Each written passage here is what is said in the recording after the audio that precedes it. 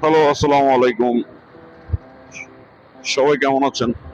চলে এসেছি ride with Rakib page থেকে। আমি রাকিব, আর একটি নতুন ভিডিও নিয়ে, নতুন ব্লগ নিয়ে। তো আশা করি সবাই ভালো আছেন।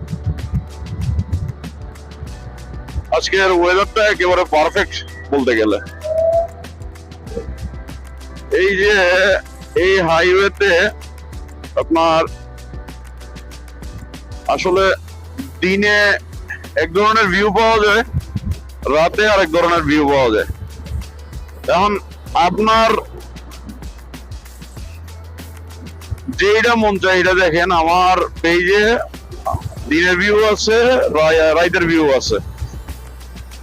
আপনার যেটা মন চায় এটাই আপনি খুঁজে বাইর করে দেখতে পারেন, কোনো সমস্যা নাই।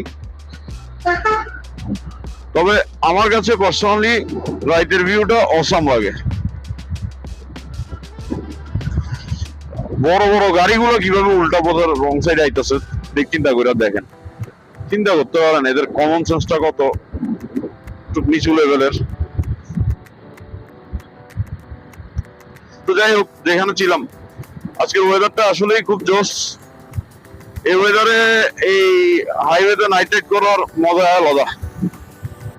আমি মাসে অলমোস্ট 14-15 দিনের মতো এই রোডে নাইট রাইড করি,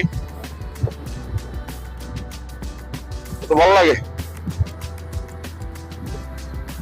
আপনারা কেউ যদি ঢাকা চিটাগাং রোডে কখনো এই বাইক রাইডিং বা কারো পিলিয়ন হিসেবে যদি এসে থাকেন, কমেন্টসে জানাবেন,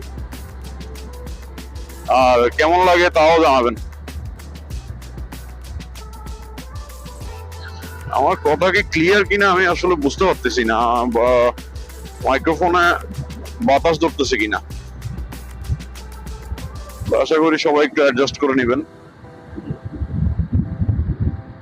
আমার আসলে কিছুদিন আগে বাইকে থেকে হেলমেটটা পড়ে গিয়েছিল, পড়ে গিয়ে ওই ভাইজরের দুইটা পিন লক আছে, ওই পিন লক দুইটা ভেঙে গেছে। তো যার কারণে মানে ভাইজরটা এখন কন্টিনিউ নিচে নামা থাকে। মানে যেমন এখন দেখেন আমি রাতের বেলা রাইড করতেছি, এখন যদি ভাইজরটা নিচে নামা থাকে তাহলে আমি রাইডিং এ কিন্তু কনফিডেন্স পাই না। পার্সোনালি এটা আমার কাছে মনে হয় ভাইজরটা যদি ক্লোজ থাকে তাহলে রাইড করতে কনফিডেন্স পাওয়া যায় না। কারণ আমরা নিজের চোখকে যতটুকু বিশ্বাস করি, হয়তোবা অন্য কিছুকে ওইরকম আমরা বিশ্বাস করতে পারি না। তো চোখের সামনে যখন একটা ভাইজর থাকে বা কোনো এক্সট্রা কোনো কিছু থাকে, তখন কিন্তু একটু একটু কনফিডেন্স লেভেলটা কমে যায়। তো যার কারণে আমার এই মুহূর্তে ভাইজরটা নাই, আমি ভাইজরটা খুব শীঘ্রই লাগাবো। তো ভাইজর না থাকার কারণে প্রবলেমটা হচ্ছে আমার মাইক্রোফোনে বা একটু বাতাস ক্যাচ করে। আমার কাছে মনে হচ্ছে এটা, আমি জানি না, দেখি ভিডিওটা আপলোড করলে বুঝতে পারবো।